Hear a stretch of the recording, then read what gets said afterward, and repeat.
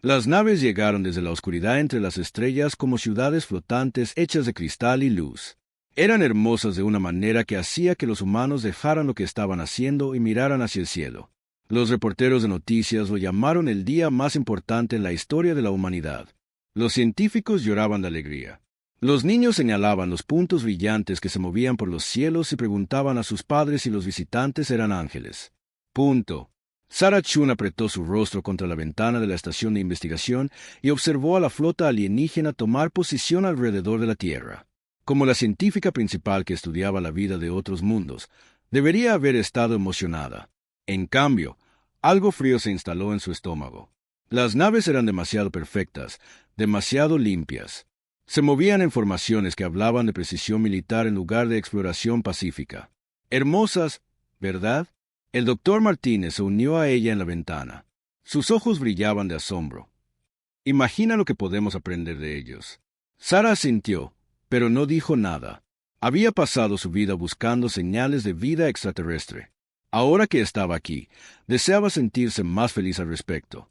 El primer alienígena en hablar a la Tierra se hizo llamar embajador Sigtron. Apareció en todas las pantallas del planeta al mismo tiempo. La criatura era alta y delgada, con una piel que cambiaba entre azul y plata como aceite sobre el agua. Su voz era cálida y amigable, como la de un abuelo contando cuentos antes de dormir. «Pueblo de la Tierra», dijo, «lo saludamos con alegría y asombro. Somos la hegemonía galáctica, guardianes de la paz en 10.000 mundos. Hemos observado a su especie crecer y aprender, y ahora están listos para unirse a nuestra gran familia entre las estrellas». La presidenta Williams estaba sentada en la sala de crisis con sus principales asesores. El general Hayes tamborileaba con los dedos sobre la mesa. «Suena demasiado bueno para ser verdad», murmuró. «Quizás eso es porque no estamos acostumbrados a las buenas noticias», respondió la presidenta. Fuera de la Casa Blanca, las multitudes se habían reunido para celebrar. La gente cantaba y bailaba en las calles. El mercado de valores se había desplomado mientras los inversores se apresuraban a comprender qué significaba el contacto alienígena para los negocios humanos. El embajador explicó que la Tierra recibiría regalos maravillosos. Energía limpia que acabaría con la contaminación para siempre. Medicina que podría curar cualquier enfermedad. Tecnología que haría que los viajes espaciales fueran tan fáciles como tomar un autobús. Todo lo que pedían a cambio era simple: que los humanos permanecieran en su sistema solar y aceptaran la protección de la hegemonía. «La galaxia es peligrosa», explicó Sigtron a una sala llena de líderes mundiales. Su nave flotaba sobre el edificio de las Naciones Unidas como una hermosa nube de tormenta. «Hay fuerzas hostiles que destruyen civilizaciones jóvenes. Hemos protegido a miles de especies manteniéndolas a salvo en sus mundos de origen. Piensen en nosotros como hermanos mayores que cuidan de nuestra familia». El capitán Marcus Torres estaba en su nave a 3 días de la Tierra y escuchaba las transmisiones de noticias con creciente inquietud. El desafío era la primera nave estelar real de la humanidad, construida para establecer una colonia en Kepler 442b. Ahora sus órdenes habían cambiado: regresar a la Tierra de inmediato. La misión estaba cancelada. «Pero, señor», dijo al comando por la radio, «estamos a solo 6 meses del mundo objetivo. Los colonos ya están en criosueño». «Órdenes son órdenes, capitán», fue la respuesta. «Los alienígenas dicen que no es seguro ahí fuera. Estamos llamando a todas las naves humanas de vuelta a la Tierra». Torres miró a su tripulación. Se habían entrenado durante años para construir la primera colonia de la humanidad, más allá del sistema solar. La ingeniera Patricia Kim había diseñado sistemas para sobrevivir en un mundo alienígena. El doctor James Foster llevaba semillas de la Tierra para plantar en suelo extraterrestre. La navegante Lisa Santis conocía cada estrella entre aquí y su destino. «¿Qué piensan?», les preguntó Torres. «Pienso que algo apesta», dijo Kim sin rodeos. «Si la galaxia es tan peligrosa, ¿cómo viajaron estos alienígenas de forma segura para llegar hasta nosotros? ¿Y por qué son los únicos de los que hemos oído hablar?». Mientras tanto, Sarah Chun estaba descubriendo cosas inquietantes en los datos que los alienígenas habían compartido. Afirmaban representar a 10.000 mundos, pero los registros históricos solo mencionaban especies que vivían en planetas únicos. El gran imperio cátaro ocupaba solo su mundo oceánico. Los constructores de cristal llamados súlficos vivían solo en su planeta minero. La raza guerrera conocida como los Velari controlaba solo su desértico hogar. Eso es extraño, le dijo a su equipo de investigación. Estas son civilizaciones con capacidad espacial. Algunas de ellas alcanzaron el vuelo interestelar hace miles de años. ¿Por qué no se han expandido a otros mundos? Su asistente, el Dr. Patel, buscó más archivos. Quizás eligen no hacerlo. Tal vez encontraron la paz quedándose en casa. Sara se quedó mirando los datos. Cada una de las especies miembros de la hegemonía vivía exactamente en un mundo. Ninguna de ellas tenía colonias o puestos de avanzada. Era como si todas hubieran decidido dejar de explorar al mismo tiempo. En las calles de Londres, Tokio y Nueva York, la gente celebraba la entrada de la humanidad en la civilización galáctica. Los alienígenas habían proporcionado una pequeña demostración de su tecnología limpiando la contaminación del lago Erie. En un solo día, el agua pasó de marrón a un azul cristalino. Peces que se habían extinguido durante décadas aparecieron de repente nadando en el lago limpio. «Es un milagro», exclamó la secretaria de Medio Ambiente Adams mientras observaba el lago brillar bajo la luz del sol. «Pueden arreglar todo lo que hemos roto, pero la tecnología venía con condiciones. Los dispositivos que limpiaban el lago solo podían ser operados por técnicos alienígenas. Los reactores de fusión que proporcionaban energía limpia requerían un combustible que solo la hegemonía podía suministrar. Los escáneres médicos que podían detectar cualquier enfermedad necesitaban conectarse a la red alienígena para funcionar. Nos estamos volviendo dependientes de ellos», advirtió Sara en una reunión a puerta cerrada de científicos. «Cada regalo que nos dan requiere su apoyo continuo». El director Campbell del programa espacial negó con la cabeza. «Está siendo paranoica, Chun. Nos están ayudando a resolver problemas con los que hemos luchado durante décadas. Cambio climático, enfermedades, escasez de energía, pueden arreglarlo todo». «¿Pero a qué costo?», preguntó Sara. «Estamos renunciando a nuestra independencia por sus regalos». 3 meses después del primer contacto, el gobierno de la Tierra firmó el Pacto de Protección. En una ceremonia transmitida a todo el mundo, la presidenta Williams y otros líderes mundiales pusieron sus nombres en un documento que oficialmente convertía a la Tierra en un miembro protegido de la hegemonía galáctica. Las naves alienígenas se acercaron a las estaciones orbitales de la Tierra. Técnicos de la hegemonía comenzaron a instalar sus equipos en satélites y plataformas espaciales humanas. Dijeron que era para proteger mejor a la Tierra de amenazas cósmicas. El capitán Torres observó desde su nave cómo las naves alienígenas rodeaban el muelle espacial donde estaba atracado el desafío. A su tripulación se le había ordenado apagar su motor de velocidad superior a la luz y entregar sus computadoras de navegación para actualizaciones de seguridad. «Nos están poniendo correas», susurró la navegante Santis. «Viendo su código, estas actualizaciones les permitirán rastrear cada uno de nuestros movimientos. Más que eso», agregó en voz baja la ingeniera Kim, «pueden apagarnos de forma remota si quieren». Sara Chun estaba de pie en la cubierta de observación de la estación de investigación y observaba las naves alienígenas posicionarse alrededor del anillo orbital de la Tierra. Las formaciones eran perfectas, disciplinadas y completas. Cada salida del espacio terrestre estaba ahora cubierta por naves de la hegemonía. La doctora Chun pensó en los registros históricos que había estudiado. 10.000 mundos, todos con civilizaciones con capacidad espacial, todos viviendo en planetas únicos bajo la protección de la hegemonía. Ninguno de ellos expandiéndose, ninguno de ellos explorando, ninguno de ellos libre para dejar sus sistemas de origen. Un escalofrío le recorrió la espalda al darse cuenta de la verdad. Esto no era protección. Era una jaula. Una jaula hermosa y cómoda, pero una jaula al fin y al cabo. Abajo en la Tierra, la humanidad celebraba su nuevo lugar en la civilización galáctica. Sobre ellos, barrotes invisibles se estaban colocando en su sitio. La hegemonía no había llegado como amigos, sino como carceleros, y la humanidad acababa de firmar los papeles de su propio encarcelamiento. 6 meses después de la firma, las promesas doradas se habían convertido en óxido. Punto. Chun estaba sentada en su laboratorio, mirando el escáner médico que había llegado esa mañana. Era hermoso, hecho de un material que parecía cambiar entre metal y cristal. Según la hegemonía, podía detectar cualquier enfermedad conocida en la galaxia, pero cuando intentó examinar cómo funcionaba, los paneles se sellaron. Aparecieron mensajes de error en texto alienígena que se traducían aproximadamente como acceso no autorizado prohibido. «Es como si nos hubieran dado un coche pero hubieran soldado el capó», se quejó el doctor Patel, luchando con su propia pieza de tecnología de la hegemonía. Podemos usarlo, pero no podemos aprender de él. Cada regalo de los alienígenas venía con las mismas restricciones. Los reactores de fusión que alimentaban la mitad de las ciudades de la Tierra solo podían ser mantenidos por técnicos de la hegemonía. Los procesadores atmosféricos que estaban sanando lentamente la dañada capa de ozono de la Tierra requerían entregas semanales de componentes fabricados por los alienígenas.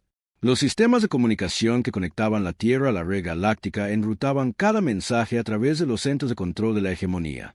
Sara había solicitado permiso para estudiar la tecnología. La respuesta de su nuevo mentor Velari fue educada pero firme. Las especies jóvenes a menudo se lastiman tratando de entender tecnología avanzada. Confíen en la sabiduría de la hegemonía. Usen lo que proveemos. No busquen mejorar la perfección. La doctora Yuki Tanaka había trabajado para la hegemonía durante 3 años antes de escapar a la estación de Titán. Era delgada y nerviosa, mirando constantemente por encima del hombro, como si esperara que las fuerzas de seguridad alienígenas aparecieran en cualquier momento. Cuando el capitán Torres se encontró con ella en la oscura bodega de almacenamiento de la estación, sus manos temblaban mientras le pasaba una tableta de datos. «Todo lo que les dijeron es una mentira», susurró. «Yo era parte del Departamento de Integración Histórica. Sé lo que realmente les pasó a las especies miembros». Torres tomó la tableta de datos y se desplazó por archivos escritos en una docena de idiomas alienígenas diferentes. Lentamente, una imagen horrible emergió. Los Qatar habían sido exploradores que viajaban entre mundos acuáticos a través de 3 sistemas estelares. Ahora vivían solo en su planeta natal, su flota espacial desmantelada por protección ambiental. Los súlficos habían construido ciudades de cristal en 17 mundos diferentes. Ahora esas colonias yacían vacías, sus habitantes reubicados de nuevo en su superpoblado mundo de origen para la preservación cultural. Los Velari eran guerreros, continuó Tanaka. Tenían un imperio que abarcaba 50 sistemas. Lucharon en guerras, construyeron colonias, exploraron lo desconocido. Ahora sirven como la fuerza policial de la hegemonía, y la mayoría de ellos ni siquiera recuerdan que alguna vez fueron libres. ¿Cómo es eso posible?, preguntó la ingeniera Kim, que había venido con Torres a la reunión. Acondicionamiento gradual, explicó Tanaka. La hegemonía no conquista por la fuerza. Te hacen dependiente de su tecnología, sus recursos, su aprobación. Controlan la información, la educación, incluso el entretenimiento. En una generación, tal vez 2, la especie sometida olvida que alguna vez fue independiente. Se convierten en prisioneros agradecidos. Torres se sintió enfermo. Y esto es lo que planeaban para la humanidad. Se suponía que la Tierra sería fácil, dijo Tanaka. Tenían problemas ambientales, guerras por recursos, divisiones políticas. La hegemonía esperaba que aceptaran agradecidamente su control a cambio de soluciones a sus problemas. Pero algo salió mal. Abrió otro archivo que mostraba comunicaciones internas de la hegemonía. Los mensajes eran cada vez más frustrados. Los científicos humanos seguían intentando aplicar ingeniería inversa a la tecnología alienígena.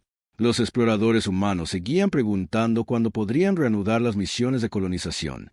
Los políticos humanos seguían exigiendo más independencia para gestionar sus propios asuntos. Se están impacientando, advirtió Tanaka. He visto estos patrones antes con otras especies.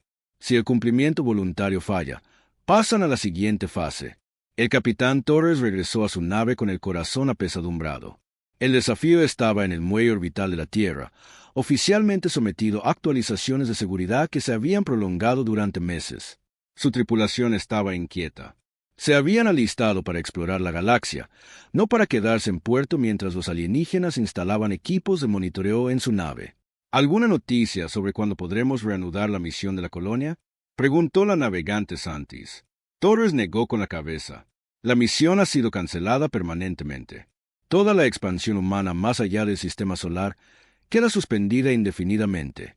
La tripulación guardó silencio.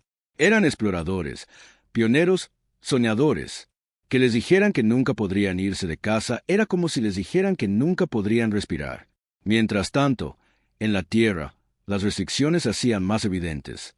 Los programas de desarrollo espacial humano estaban siendo cerrados uno por uno, sus recursos redirigidos a preocupaciones más urgentes como la integración de la tecnología de la hegemonía. A las colonias de Marte se les había ordenado abandonar sus planes de expansión y centrarse en el desarrollo sostenible de sus asentamientos existentes. Sara descubrió que su investigación sobre biología alienígena estaba siendo cuidadosamente monitoreada. Archivos desaparecían de sus computadoras de la noche a la mañana. Muestras que había estado estudiando eran confiscadas por razones de seguridad. Cuando intentó contactar a colegas en otros mundos, sus mensajes se retrasaban o eran bloqueados por completo. «Nos están aislando», le dijo al doctor Martínez durante un paseo fuera de las instalaciones de investigación. Hablaban en susurros, conscientes de que los dispositivos de escucha de la hegemonía estaban en todas partes. «Nos están desconectando del resto de la galaxia. Quizás sea para nuestra propia protección», respondió Martínez, pero su voz carecía de convicción. Sara dejó de caminar y se volvió para mirarlo. «¿Cuándo fue la última vez que tuviste noticias del Dr. Salik en el mundo natal de los Úlficos? ¿O recibiste un artículo de investigación de las ciudades oceánicas de los Qatar?» Martínez frunció el ceño. «Los retrasos en la comunicación». «No hay retrasos», dijo Sara con firmeza. «Verifiqué los registros de transmisión. Nuestros mensajes están siendo bloqueados. No tenemos noticias de otras especies porque no se les permite hablar con nosotros, así como a nosotros no se nos permite hablar con ellos». La verdad se estaba extendiendo entre la población de la Tierra, pero lentamente. El control de la hegemonía sobre los medios de comunicación significaba que las voces disidentes eran silenciadas discretamente. Los científicos que hacían demasiadas preguntas veían recortados sus fondos. Los políticos que desafiaban el acuerdo perdían el apoyo de colegas que habían sido convencidos para entrar en razón. Los oficiales militares que sugerían que la humanidad debía mantener defensas independientes eran reasignados a trabajos de escritorio. Pero la hegemonía había subestimado la terquedad humana.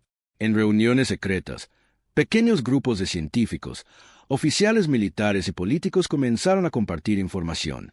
Se llamaban a sí mismos el Frente de Liberación Terrano, aunque tenían cuidado de no usar ese nombre en ninguna comunicación que los alienígenas pudieran interceptar. El capitán Torres recibió un mensaje encriptado de Sarah Chun. «Paquete listo para recoger. Estación de Titán. Ven solo». Cuando Torres llegó a Titán, encontró a Sara esperando con la doctora Tanaka y un grupo de otros humanos que habían comenzado a ver a través de la máscara benévola de la hegemonía. Sara le entregó un chip de datos que contenía todo lo que habían aprendido sobre las verdaderas intenciones de los alienígenas. «Tenemos que advertir a las colonias», dijo ella, «las que están más allá del sistema solar, y que el gobierno dice que fueron abandonadas voluntariamente. No creo que fueran abandonadas en absoluto». Torres sintió que se le helaba la sangre. «¿Crees que todavía están ahí fuera?» «Creo que la hegemonía las mantiene en secreto», respondió Sara. «Y creo que están en peligro». Como si sus palabras lo hubieran invocado, el sistema de comunicaciones de Torres zumbó con una señal de emergencia. Era de Nueva Habana, la colonia en Kepler 442b que supuestamente había sido evacuada meses atrás. El mensaje era breve y desesperado. «Aquí control de Nueva Habana. Estamos bajo ataque de naves desconocidas. Repito, estamos bajo ataque. Exigen nuestra rendición. Por favor, si alguien puede oír esto, necesitamos ayuda». Torres miró a su tripulación, luego a Sara y a los otros miembros de la Resistencia. El momento de la elección había llegado. Podían regresar a la Tierra, informar el mensaje a las autoridades, que probablemente lo suprimirían, y ver cómo otra colonia humana desaparecía en el secretismo de la hegemonía. O podían hacer lo que los humanos siempre habían hecho cuando su familia estaba amenazada. «Preparen la partida», dijo Torres a su tripulación. «Pongan rumbo a Kepler 442b». «Señor», protestó la navegante Santis, «no tenemos autorización para dejar el espacio terrestre. La hegemonía lo considerará una violación del acuerdo de protección». Torres miró hacia las estrellas, donde colonos humanos luchaban por sus vidas contra un enemigo que llevaba la máscara de la amistad. «Entonces supongo que es hora de violar algunos acuerdos». El desafío se deslizó fuera de la estación de Titán en la oscuridad del espacio. Sus motores funcionaban en silencio, su rumbo fijado hacia un mundo distante donde los humanos se negaban a rendirse. Detrás de ellos, la Tierra continuaba su lento deslizamiento hacia un cómodo cautiverio. Por delante yacía lo desconocido y el momento en que la humanidad finalmente le mostraría a la galaxia lo que sucedía cuando amenazabas a su familia. El desafío salió del viaje superlumínico en el borde del sistema Kepler 442 y el capitán Torres supo de inmediato que llegaban demasiado tarde. 3 naves de guerra de la hegemonía flotaban en órbita alrededor del planeta como depredadores rodeando a una presa herida. Sus cascos cristalinos brillaban con puertos de armas que emitían un luminoso resplandor rojo. Debajo de ellos, la colonia humana de Nueva Habana ardía. «Señor», susurró la navegante Santis, «estamos severamente superados en armamento. Esos son cruceros de batalla Velari. Cada uno tiene suficiente potencia de fuego para cristalizar un continente». Torres estudió la pantalla táctica. El desafío era una nave de exploración, ligeramente armada y construida para misiones de largo alcance. Contra 3 naves militares diseñadas para la guerra, no tenía ninguna posibilidad de ganar un combate directo. Pero Torres no pensaba en ganar. Pensaba en 300 familias humanas atrapadas en el planeta de abajo. Aquí el comandante Velik de la Tercera Flota de la Hegemonía llegó una transmisión desde la nave alienígena principal. Nave humana no identificada. Se les ordena retirarse de inmediato. Este sistema está bajo los protocolos de protección de la hegemonía. Torres, abre el canal. Aquí el capitán Marcus Torres del Desafío. Esos son colonos humanos ahí abajo. ¿Qué les da el derecho de atacarlos? Estos humanos violaron el pacto de protección al establecer asentamientos no autorizados más allá de su territorio designado, respondió el comandante alienígena. Su voz era fría y mecánica. Serán reubicados en mundos aprobados para su propia seguridad. ¿Reubicados? La ingeniera Kim revisó las lecturas de los sensores del planeta. Señor, no están reubicando a nadie. Están destruyendo la infraestructura de la colonia. Centrales eléctricas, tratamiento de agua, producción de alimentos, todo está siendo demolido sistemáticamente. Torres sintió que algo caliente y furioso crecía en su pecho. A través de la pantalla de visualización, podía ver explosiones floreciendo en la superficie del planeta como flores mortales. Cada destello representaba hogares, sueños y vidas siendo borrados por criaturas que afirmaban ser protectores. «Comandante Velik», dijo Torres al transmisor, «voy a bajar para evacuar a las familias civiles. Apártense». «Negativo. No se permitirá ningún aterrizaje no autorizado. Los humanos se rendirán y serán procesados de acuerdo con los protocolos estándar». Torres miró a su tripulación de 200 almas valientes que se habían ofrecido como voluntarias para explorar lo desconocido. Le devolvieron la mirada con determinación en sus ojos.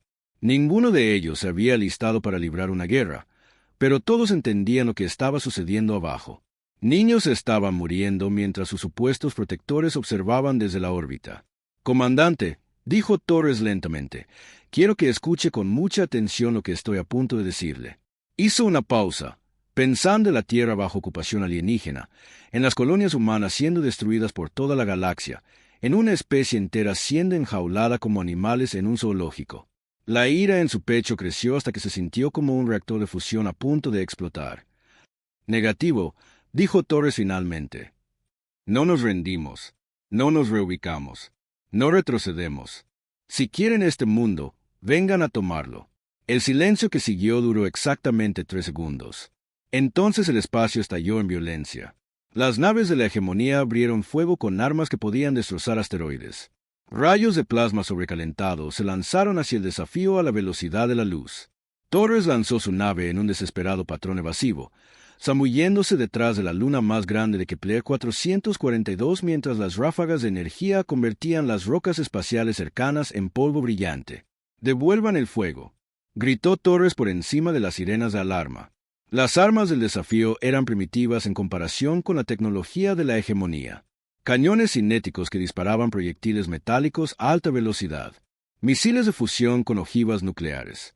Simples, toscos y efectivos, pero contra enemigos con escudos de energía y cascos autorreparables, parecían patéticamente inadecuados. Entonces, la ingeniera Kim hizo algo que los alienígenas nunca esperaron. En lugar de apuntar directamente a las naves enemigas, disparó al campo de asteroides entre ellos y la flota de la hegemonía.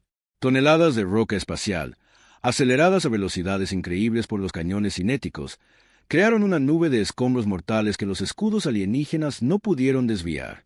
«Imposible», llegó la voz de Velik por el canal de comunicación.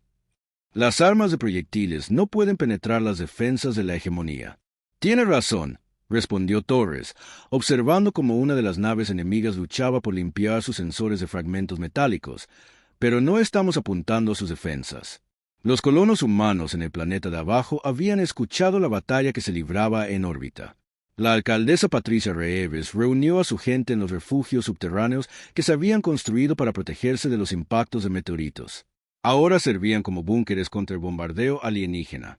«Ese tiene que ser Torres», dijo el Dr. Foster, que había ayudado a diseñar la colonia. Nadie más estaría lo suficientemente loco como para enfrentarse a 3 naves de guerra de la hegemonía. ¿Puede ganar?, preguntó una madre abrazando a su pequeña hija. El Dr. Foster miró las lecturas tácticas que mostraban la batalla espacial de arriba. Una nave humana contra 3 cruceros alienígenas. Las probabilidades eran imposibles. Torres no necesita ganar, dijo en voz baja. Solo necesita darnos tiempo para preparar una sorpresa. Los colonos habían estado extrayendo metales raros de Kepler 442b cuando la hegemonía atacó. El planeta era rico en uranio y otros elementos pesados que la Tierra necesitaba para su tecnología. Más importante aún, la operación minera había almacenado miles de toneladas de explosivos industriales. «Si podemos poner esas cargas en órbita», explicó el Dr. Foster a los colonos, «podemos convertirlas en misiles improvisados». Sobre ellos, el desafío estaba sufriendo daños terribles. Brechas en el casco liberaban atmósfera al espacio. La mitad de la tripulación estaba muerta o herida. El motor de velocidad superlumínica de la nave estaba completamente destruido. Pero Torres y su gente seguían luchando con una furia que asombraba y aterrorizaba a sus enemigos. Cuando el lanzamisiles del desafío fue destruido, la ingeniera Kim cargó manualmente los torpedos y los disparó a través de la brecha en el casco. Cuando los cañones cinéticos se quedaron sin munición, la tripulación disparó todo lo que tenían: piezas de repuesto, herramientas, incluso muebles. Cuando sus motores principales fallaron, la navegante Santis usó los propulsores de maniobra para embestir directamente una de las naves enemigas. Punto. El comandante Bellico observó con horror cómo la nave humana, ardiente y destrozada, se estrellaba contra su nave de escolta a velocidad de embestida. Ambas naves explotaron en una bola de fuego de fusión que iluminó el lado oscuro del planeta de abajo. «Esto es una locura», transmitió a sus naves restantes. «Los seres sensibles no se comportan de esta manera. Se supone que deben rendirse cuando se enfrentan a una fuerza superior». Pero los humanos no habían terminado. Desde la superficie del planeta, cohetes improvisados comenzaron a lanzarse hacia la órbita. Eran dispositivos toscos y simples, improvisados con equipos de minería y explosivos industriales. Los sofisticados sistemas de defensa puntual de la hegemonía destruyeron fácilmente la mayoría de ellos. Pero los colonos habían aprendido algo importante al observar la batalla espacial de arriba. No necesitaban golpear directamente a las naves alienígenas. Solo necesitaban llenar el espacio a su alrededor con suficientes escombros y explosiones para cegar sus sensores y desactivar sus armas. Las naves restantes de la hegemonía se encontraron volando a través de una tormenta de fragmentos metálicos, polvo radiactivo y explosiones químicas. Sus escudos podían desviar rayos de energía y detener proyectiles, pero no podían mantener la formación mientras navegaban a través de una nube de residuos industriales y cargas mineras. «Todas las naves, retírense», ordenó el comandante Bellic. «Solicitaremos refuerzos y regresaremos para completar el protocolo de pacificación». Pero mientras sus naves se retiraban a una distancia segura, sucedió algo sin precedentes. El capitán Torres, sangrando y quemado en las ruinas de su puente, abrió un canal de comunicación que llegó a todos los asentamientos humanos en la galaxia. «Aquí Marcus Torres del Desafío», dijo, con la voz firme a pesar de sus heridas. «Quiero que todos los humanos en esta galaxia vean lo que acaba de suceder aquí. 3 naves de guerra de la hegemonía atacaron una colonia pacífica. Exigieron la rendición. Nos negamos. Las imágenes de la batalla grabadas por los satélites de comunicación de la colonia lo mostraron todo. El ataque no provocado a Nueva Habana. La lucha imposible entre una nave humana y 3 cruceros alienígenas. El momento en que mineros y granjeros comunes se enfrentaron al ejército más avanzado de la galaxia y los obligaron a retirarse. Nos dijeron que eran nuestros protectores, continuó Torres. Mintieron. Nos dijeron que la galaxia era peligrosa. Tenían razón, pero el peligro viene de ellos. No quieren protegernos. Quieren enjaularnos. Y hoy les mostramos lo que sucede cuando intentas enjaular a un ser humano. La transmisión llegó a la Tierra justo cuando el embajador Sicton se reunía con los líderes mundiales para discutir medidas de seguridad mejoradas en respuesta a la inestabilidad humana. Cuando la presidenta Williams vio las imágenes del desafío embistiendo la nave enemiga, se levantó de la mesa de negociaciones. «Fuera», le dijo al embajador alienígena. «Señora presidenta», dijo Citron suavemente, «claramente ha habido un malentendido. Los humanos en Kepler 442 estaban violando la ley galáctica. Simplemente estábamos haciendo cumplir... punto, punto, punto». «Dije fuera», repitió Williams. «Todos ustedes, fuera de mi planeta. Ahora». La máscara amigable de Citron finalmente se deslizó. Sus rasgos se torcieron en algo frío y depredador. «Creo que no comprende su posición, señora presidenta. La Tierra está bajo la protección de la hegemonía. Su pueblo firmó el pacto. No pueden simplemente retirarse de la civilización galáctica». Williams miró a la criatura alienígena que había pasado meses fingiendo ser amiga de la humanidad. En todo el mundo, los humanos estaban viendo las imágenes de la batalla y comenzando a comprender la verdad. Los regalos habían sido cadenas. La protección había sido encarcelamiento. La amistad había sido una mentira. «Míranos», dijo ella. La guerra había comenzado.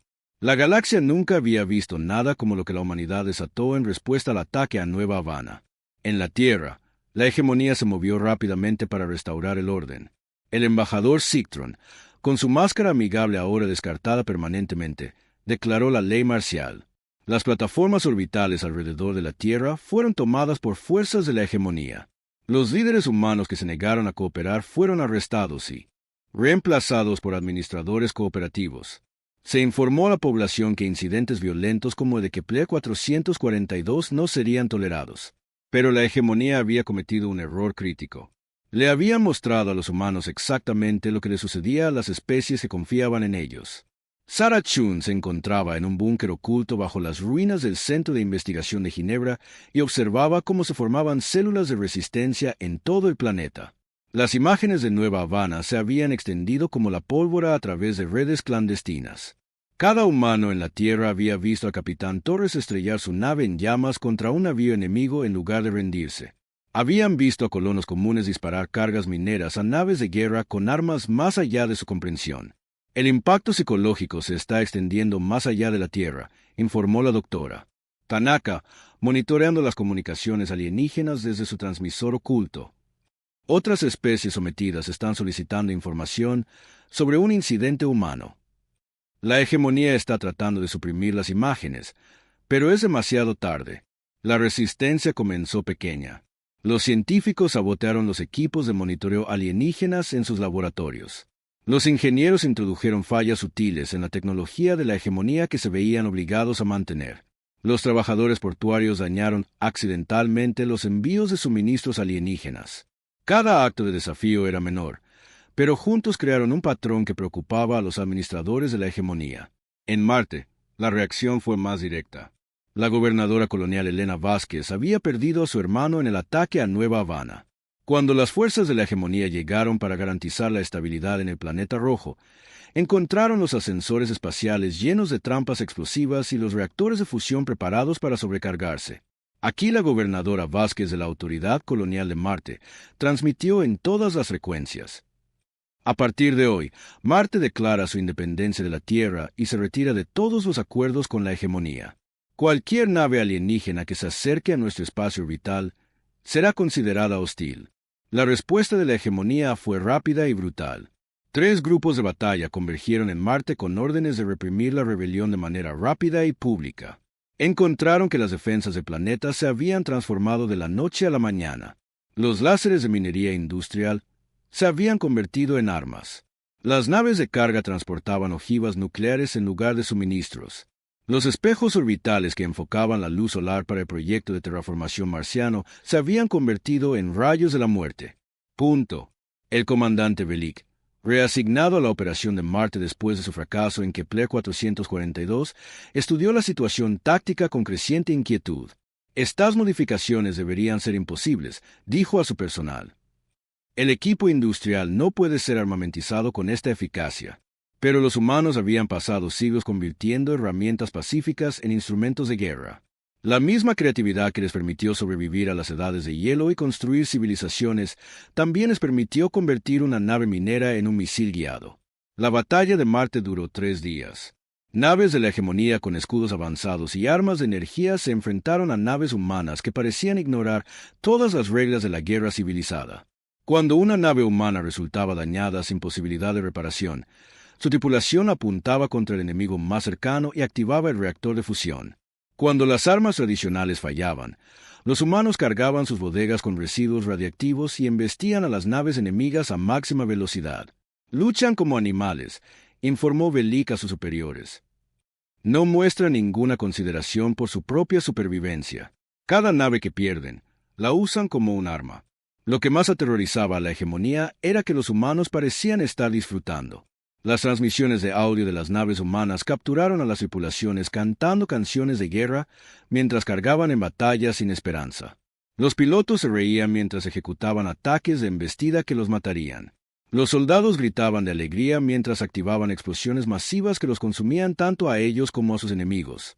La galaxia observó conmocionada cómo los humanos hacían algo que ninguna especie civilizada había hecho en 10.000 años. Estaban ganando, no a través de una tecnología superior o una estrategia brillante, sino a través de una pura e inquebrantable terquedad. Cada derrota se convertía en una victoria cuando las tripulaciones humanas convertían sus naves moribundas en bombas. Cada pérdida se convertía en inspiración para más resistencia. Cada muerte se convertía en combustible para el fuego que se extendía por el espacio humano. Punto. En el cinturón de asteroides, los mineros convirtieron sus naves industriales en una flota de naves de guerra improvisadas. La Federación del Cinturón, que siempre había sido de mentalidad independiente, declaró su propia guerra a la hegemonía. Tenían ventajas que los alienígenas no podían igualar. Conocimiento de los campos de asteroides del sistema solar, naves diseñadas para sobrevivir en los entornos más duros y una cultura que valoraba la libertad individual por encima de la comodidad o la seguridad. Muelle. La capitana Lina Vázquez, ascendida a almirante después de la victoria de Marte, lideraba la creciente flota humana desde el puente del carguero convertido La Venganza de Terra. Sus naves eran feas, improvisadas con piezas de repuesto y equipo de minería. Pero eran rápidas, impredecibles y tripuladas por humanos que no tenían nada que perder. La clave, explicó a sus capitanes, es que esperan que luchemos como ellos. Formaciones ordenadas, tácticas cuidadosas, preservación de activos valiosos. En cambio, luchamos como humanos. Caos, improvisación y desesperación controlada. El orden cuidadosamente mantenido de la hegemonía comenzó a resquebrajarse bajo la presión de la revuelta de la humanidad. En mundos de toda la galaxia, las especies sometidas vieron las imágenes de la batalla y comenzaron a recordar lo que habían perdido. Los acuáticos Cátar organizaron levantamientos en sus mundos oceánicos, inundando las instalaciones de la hegemonía con tsunamis provocados por explosiones submarinas. Los cristalinos súlficos comenzaron a sabotear la tecnología que se habían visto obligados a mantener durante siglos, sus ciudades de cristal resonando con sonidos de rebelión. La doctora Chun, ahora líder no oficial de la resistencia de la Tierra, recibió una transmisión secreta de un comandante Velari llamado Sahron. La orgullosa especie guerrera había sido esclavizada tanto tiempo que habían olvidado su propia historia. Pero ver luchar a los humanos había despertado algo profundo en su memoria racial. Lo recordamos ahora, decía el mensaje de Sahron. Una vez fuimos guerreros. Teníamos honor. Lucharemos con ustedes. Pero fue la respuesta de la hegemonía a una atrocidad humana lo que finalmente volvió a la galaxia en su contra. Cuando la nave colonial Nueva Esperanza, que transportaba a 5.000 refugiados civiles de la Tierra, fue destruida por las fuerzas de la hegemonía, los humanos de todo el sistema solar enloquecieron por completo de rabia. La almirante Vázquez lideró una flota de naves voluntarias en lo que el Comando de la Tierra clasificó oficialmente como una misión no autorizada. Extraoficialmente, se llamó la Carrera del Duelo, un ataque suicida contra el mundo fortaleza de la hegemonía de Alfara Prime. Cada nave de la flota estaba cargada con ojivas nucleares, bombas de fusión y suficiente material radiactivo para envenenar un planeta. Los voluntarios sabían que era un viaje de ida. No les importaba. Habían visto morir a sus familias, arder sus mundos, a su especie enfrentarse a la extinción. Si iban a caer, se llevarían al enemigo con ellos. Aquí la almirante Vázquez a todas las fuerzas de la hegemonía transmitió mientras su flota se acercaba al mundo fuertemente defendido. ¿Quieren ver lo que hacen los humanos cuando asesinan a nuestros hijos? Presten atención. El ataque era militarmente inútil. Las defensas de Alfara Prime eran inexpugnables, su población protegida por escudos de energía que podían desviar cualquier arma convencional. Pero los humanos no usaban tácticas convencionales. Usaban sus naves como bombas guiadas, sus tripulaciones como sistemas de entrega de carga útil, sus propias vidas como munición. Cuando la primera nave humana atravesó los escudos del planeta y detonó su carga de ojivas nucleares en la atmósfera superior, la explosión fue visible desde 3 sistemas estelares de distancia. Cuando la segunda nave provocó una reacción de fusión en el océano del planeta, los maremotos alcanzaron la ciudad capital de la hegemonía. Cuando la tercera nave se estrelló contra el centro de mando orbital con una bodega de carga llena de antimateria, la explosión resultante creó un segundo sol que ardió durante 3 días. Alfara Prime sobrevivió, pero apenas. Más importante aún, cada especie de la galaxia había visto las imágenes.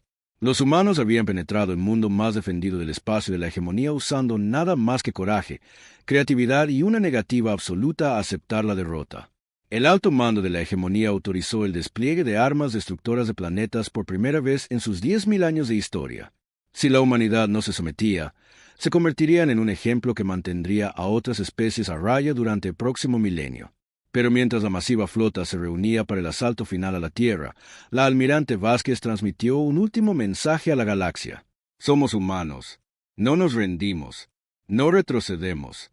No nos damos por vencidos. Pueden matarnos, pero no pueden derrotarnos. Porque por cada humano que destruyan, 10 más se levantarán para tomar su lugar. Y estarán furiosos. La batalla final se acercaba, y la hegemonía estaba a punto de aprender lo que sucedía cuando realmente amenazabas la existencia de la humanidad. La flota final de la hegemonía llegó a la Tierra como el puño de un dios enojado. 500 naves de línea, cada una capaz de fracturar la corteza de un planeta. Acorazados que empequeñecían las ciudades humanas. Armas destructoras de planetas que podían hervir océanos y convertir continentes en vidrio. La fuerza militar más grande que la galaxia había visto en 10.000 años se reunió con un solo propósito: borrar a la humanidad de la existencia. La almirante Elena Vázquez estaba en el puente de su nave insignia y los observaba llegar. La flota humana que se alzó para enfrentarlos era una broma en comparación. Naves mineras con blindaje soldado, cargueros cargados de bombas nucleares, naves de investigación con tripulaciones que nunca habían disparado un tiro con ira. Contra la mayor armada de la historia galáctica, la Tierra apenas podía reunir 200 naves. Señor, informó su oficial de comunicaciones, estamos recibiendo demandas de rendición de la flota enemiga. Vázquez casi se rió. Después de todo lo que la humanidad había pasado, después de todas las mentiras, traiciones y colonias asesinadas, la hegemonía todavía pensaba que los humanos podrían rendirse. Dígales, dijo con calma, que la respuesta de la humanidad sigue siendo la misma que en Kepler 442. Sin rendición, sin retirada, sin cuartel pedido ni dado. En la base oculta en el cinturón de Kuiper, la doctora Sarah Chun trabajaba frenéticamente en la última jugada de la humanidad. Usando tecnología capturada de la hegemonía combinada con la desesperación humana, su equipo había construido algo que los alienígenas nunca esperaron: un dispositivo de disrupción cuántica que podría cortar la red de comunicaciones de la hegemonía a través de múltiples sistemas estelares. Nunca ha sido probado, advirtió la doctora Tanaka, verificando las inestables lecturas de potencia del arma. Los requisitos de energía podrían destrozar todo en un radio de 1 año luz. Entonces más vale que nos aseguremos de que funcione, respondió Chun. Pensó en el capitán Torres, muriendo en los restos de su nave en Kepler 442, en los miles de humanos que se habían sacrificado para ganar tiempo para este momento. Esta es nuestra única oportunidad de nivelar el campo de juego. La batalla comenzó en el borde del sistema solar. Las fuerzas de la hegemonía, esperando una victoria rápida sobre la tecnología humana primitiva, se encontraron en cambio luchando contra un enemigo que desafiaba todas las reglas de la guerra civilizada. Naves humanas aparecían desde escondites en asteroides, atacaban con armas improvisadas y luego desaparecían en la oscuridad entre los planetas. Cargas mineras detonaban como minas por toda la zona de batalla. Naves de carga repletas de ojivas nucleares embestían a naves enemigas a velocidad de colisión. Pero el resultado nunca estuvo en duda. La ventaja tecnológica de la hegemonía era simplemente demasiado grande. Una por una, las naves humanas morían en bolas de fuego de fusión. La defensa de Marte colapsó cuando 3 acorazados enfocaron sus destructores de planetas en los astilleros orbitales. El cinturón de asteroides cayó en silencio mientras las estaciones mineras eran destruidas sistemáticamente. La almirante Vázquez observó morir a su flota y sintió que algo frío se instalaba en su pecho. Estaban perdiendo. A pesar de todo su coraje, todo su sacrificio, toda su negativa a rendirse. Estaban perdiendo. La Tierra colgaba detrás de ellos, indefensa y condenada. Punto. Entonces la doctora Chun activó el silencio. El pulso cuántico se extendió desde el cinturón de Kuiper a la velocidad de la luz. Invisible pero devastador. Golpeó a la flota de la hegemonía como un martillazo en el cerebro, cortando cada conexión entre las naves y su vasta red de mando. Por primera vez en milenios, las fuerzas de la hegemonía se encontraron verdaderamente solas.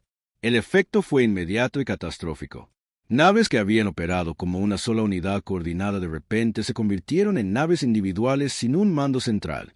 Capitanes que nunca habían tomado una decisión independiente en sus carreras se encontraron responsables de operaciones de combate que no entendían. Tripulaciones que habían dependido de la guía constante del mando central de la hegemonía quedaron paralizadas por la incertidumbre. ¿Qué está pasando?, exigió el ejecutor Zictron desde su nave de mando. ¿Por qué hemos perdido contacto con el mando central? Su oficial de comunicaciones luchaba con controles que ya no respondían. Señor, nuestra red cuántica está completamente cortada. No recibimos señales de fuera del sistema solar.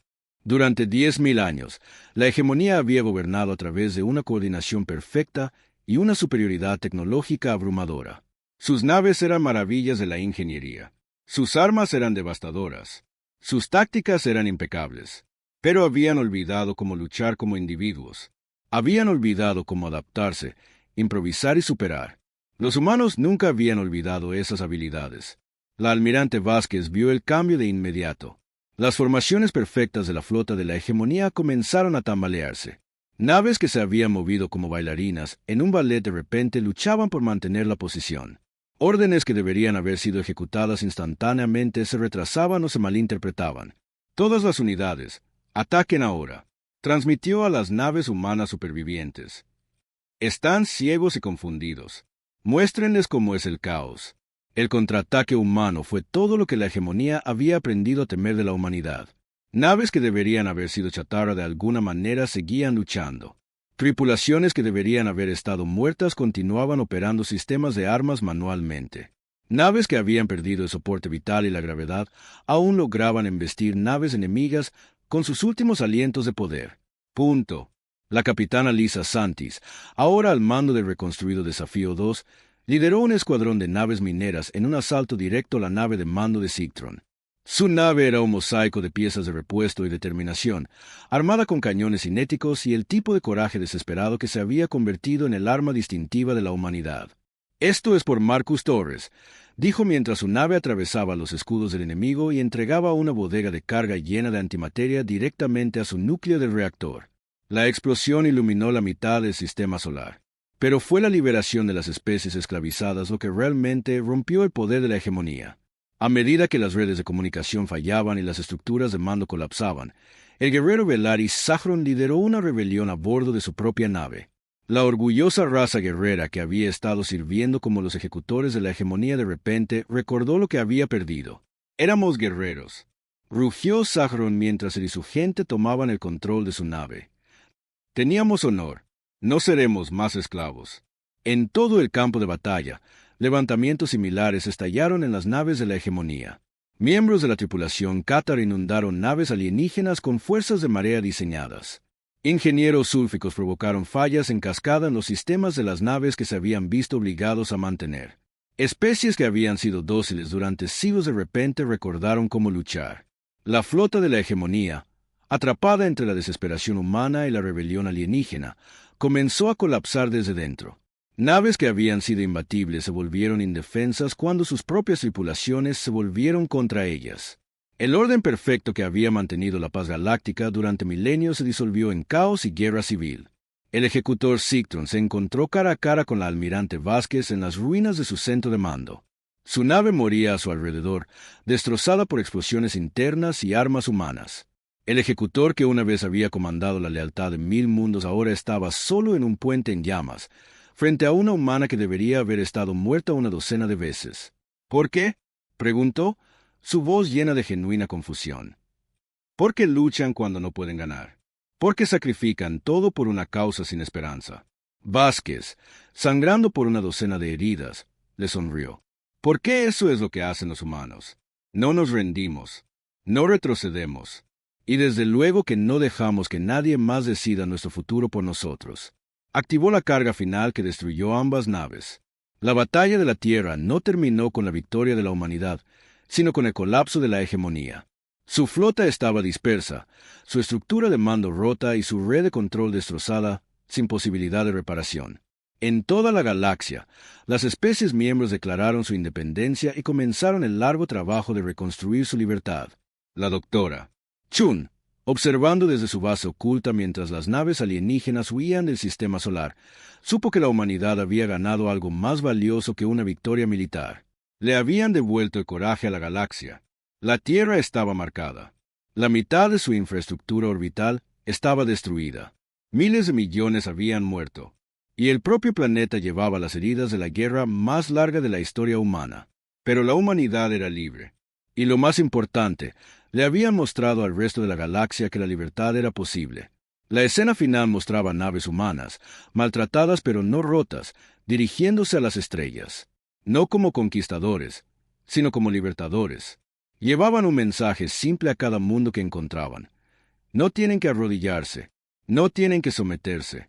Levántense, luchen. La galaxia es suya para reclamarla. Detrás de ellos, la Tierra comenzaba el lento trabajo de sanación. Por delante, una galaxia llena de especies aprendiendo a ser libres de nuevo. Y en medio, las naves humanas navegaban por la oscuridad, llevando la idea más peligrosa del universo, que nadie tiene el derecho de gobernar sobre nadie más sin su consentimiento. La hegemonía estaba rota, la galaxia era libre, y la humanidad había aprendido que a veces el precio de la libertad valía la pena pagarlo, sin importar cuán alto fuera.